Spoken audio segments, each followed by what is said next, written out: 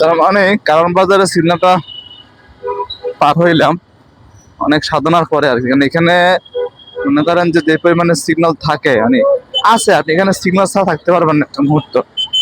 24 hours এখানে মানে একটা জ্যাম, মানে বাজে একটা অবস্থা। তারপরেও আলহামদুলিল্লাহ এখান থেকে বের হইতে পারছি। বের হওয়াটাই প্রধান দায়িত্ব ছিল, সেটাই হলাম আর কি।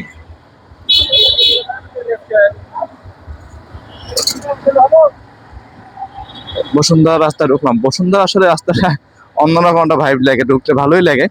এই রাস্তাটা আসলে মানে দুই পাশে মানে গাড়ির থাকে ভালোই, আবার রাস্তার মাঝখান দিয়ে বেশ গাছের একটা মানে সমারোহ আছে।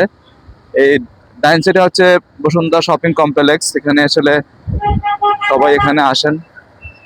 এই অনেক ঐতিহ্যবাহী আমাদের বসুন্ধরা শপিং কমপ্লেক্স।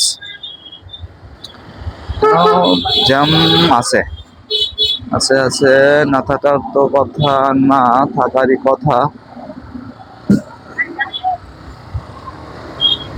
এখানে কি হয়, এখানে মানুষ আবার উল্টাপাল্টা দিকে যায় বেশি, ঠিক আছে? মানুষ এদিক ওদিক ঢুকে, মানুষের কোনো ই নেই। যে জায়গায় দিয়ে পায় সে সেই জায়গায় দেয়া নুম করে ঢুকা যায়।